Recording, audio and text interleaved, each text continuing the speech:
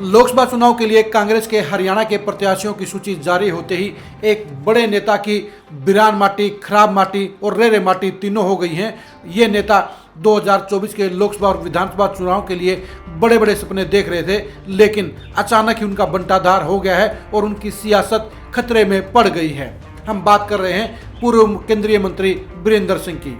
वीरेंद्र सिंह अपने बेटे बृजेंद्र सिंह के साथ चंद दिनों पहले ही बीजेपी छोड़कर कांग्रेस में शामिल हुए हैं। उन्हें पक्का यकीन था कि उनके बेटे बृजेंद्र सिंह को कांग्रेस की टिकट हर हाल में मिलेगी। सोनिया गांधी और खड़गे ने इस बात का भरोसा भी दिलाया था, लेकिन कांग्रेस की सूची जारी होते ही वीरेंद्र सिंह की फैमिली के ऊपर बड़ा बम फूट गया है और उनकी सियासत जमीन पर लमलेट हो गई है। वीरेंद्र सिंह बीजेपी छोड़कर इसी उम्मीद के साथ कांग्रेस में आए थे कि अब वो पुराने दौर की तरह एक बार फिर से सोनिया गांधी के भरोसे पर, सोनिया गांधी के बलबूते पर कांग्रेस में बड़ी भूमिका अदा करेंगे, दोबारा से हैवीवेट नेता बनेंगे और अपने बेटे के साथ ही पुराने रंग में धारते हुए नजर आएंगे। लेकिन ऐसा होने के बजाय वीरेंद्र सिंह के लिए 10 साल के बाद एक बार फिर से वही हालात पैदा हो गए हैं जो 2014 में थे।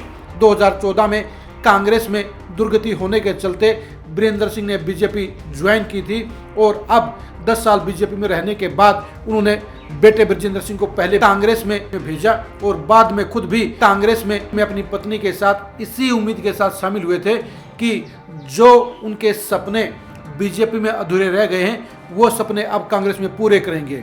वीरेंद्र सिंह को इस बात का बखूबी पता था कि बेटे बृजेंद्र सिंह के हिसार से टिकट बीजेपी काटने वाली है और इसलिए वीरेंद्र सिंह ने समय रहते अपने बेटे बृजेंद्र सिंह को कांग्रेस में सिटिंग एमपी के तौर पर भेज दिया। पूरे देश में बीजेपी के सिटिंग एमपी के तौर पर कांग्रेस ज्वाइन करने वाले बृजेंद्र सिंह पहले एमपी थे।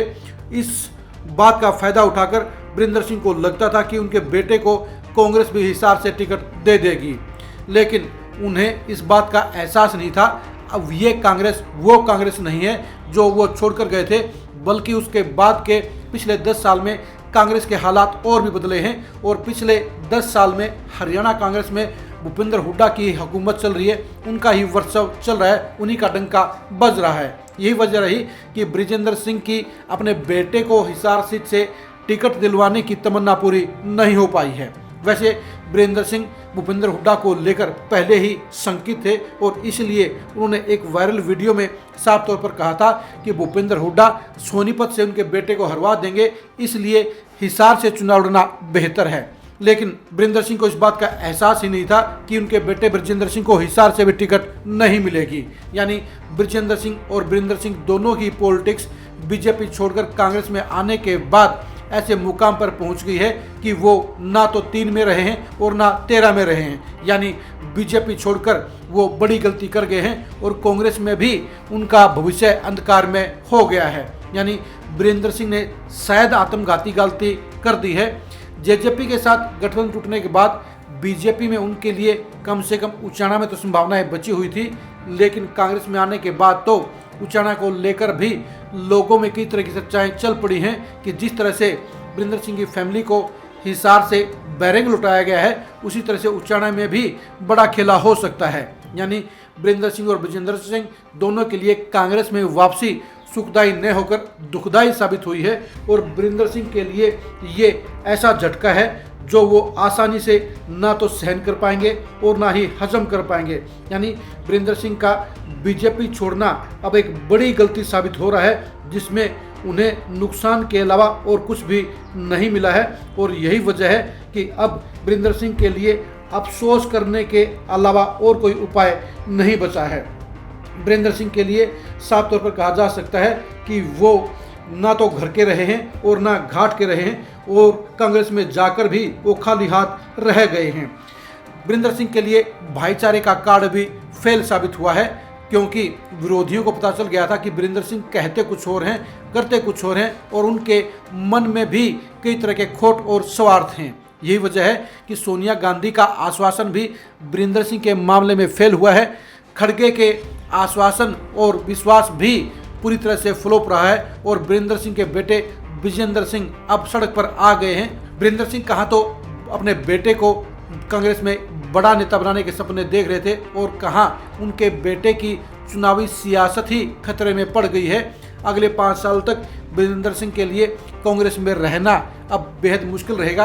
अब विधानसभा चुनाव में भी बृजेंद्र सिंह को इस बात पर विचार करना होगा, घर में फैसला करना होगा कि उचना सीट पर क्या वो खुद चुनाव लड़ें, क्या अपनी पत्नी को चुनाव लड़ें या बेटे बृजेंद्र सिंह को प्रत्याशी बने।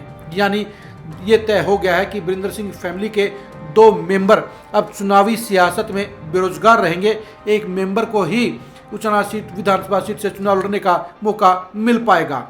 कांग्रेस में आने के बाद बृजेंद्र सिंह को ये जोर का झटका जोर से लगा है, जिसके चलते न सिर्फ उनकी फजीहत हुई है, न सिर्फ उनकी जग हंसाई हुई है, बल्कि पूरे परिवार की सियासत ही खतरे में पड़ गई है। और लोगों में इस बात का चर्चा चल पड़ा है कि बृजेंद्र सिंह ने बीजेपी छोड़कर गलती की है। बीजेपी ने 10 साल के दौरान बृजेंद्र सिंह की फैमिली को काफ़ी कुछ देने का काम किया था। उन्हें ऐसे ऐसे पद और सियासी रसूख मिला था जो कांग्रेस में 40 साल की सियासत में वो हासिल करने में नाकाम रहे थे। लेकिन बृजेंद्र सिंह को बीजेपी का वो रसूख हजम नहीं हुआ और वो अगले लालच के चक्कर में, अगले स्वार्थ के चक्कर में, अगले लोभ के चक्कर में बीजेपी को छोड़कर कांग्रेस में आ गए। लेकिन कांग्रेस में आना उनके लिए आत्मघाती गलती साबित हो गया है और उनके बेटे बृजेंद्र सिंह अब सियासी तौर पर बेरोजगार हो गए हैं।